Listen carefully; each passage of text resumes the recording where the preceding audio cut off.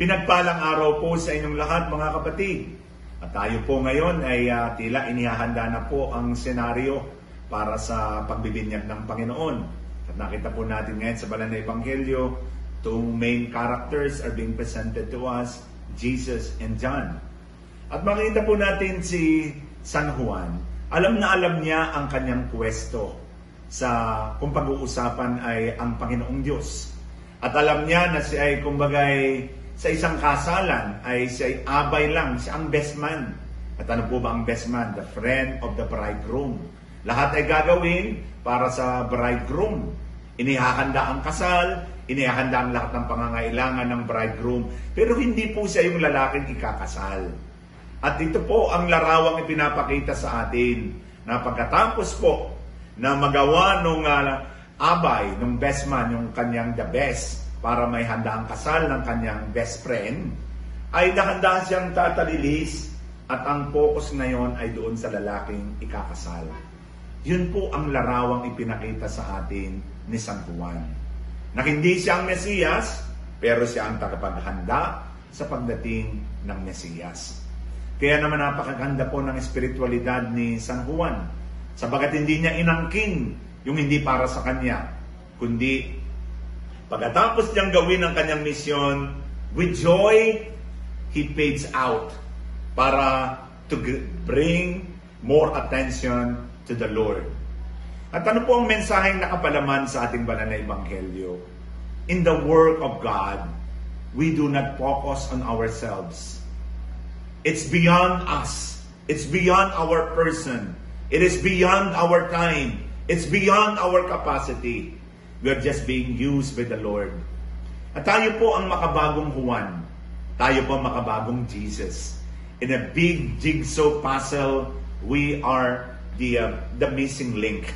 Tayo po yung mismong the missing jigsaw puzzle na ang bawat sa po sa atin mahalaga.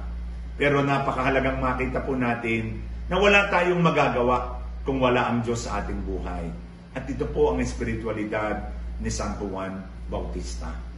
At pangalawa po, God's blessing works best in the realization that we will not be the main focus.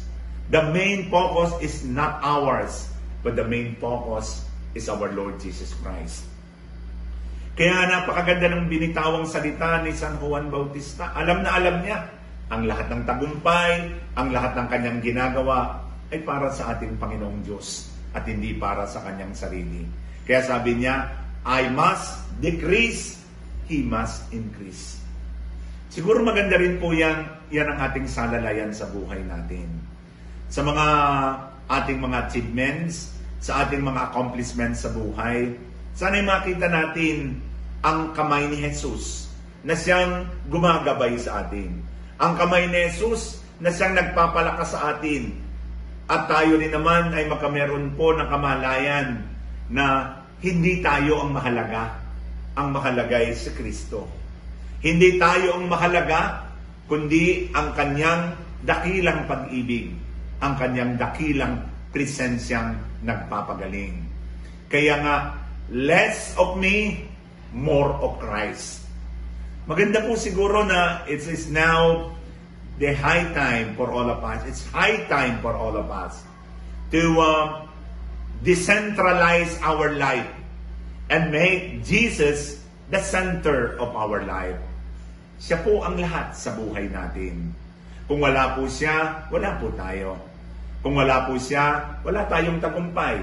Lahat ng tinatamasa mo, galing sa Kanya. Kaya mas mahalaga sa ating mga ginagawa, lumutang hindi ang ating sarili. Lumutang hindi ang ating pangangailangan. Lumutang hindi ang ating kakayahan, kundi lumutang sana ang kapangyarihan ng Diyos. Alam po niyo si San Pablo is well aware of that. Kaya nang sinabi niya, it is when I am weak that I am strong. It is when I experience my powerlessness that the power of God is manifested in me. Sa tuwi-tuwi na, sana po'y masabi natin, less of me and more of Christ. Amen.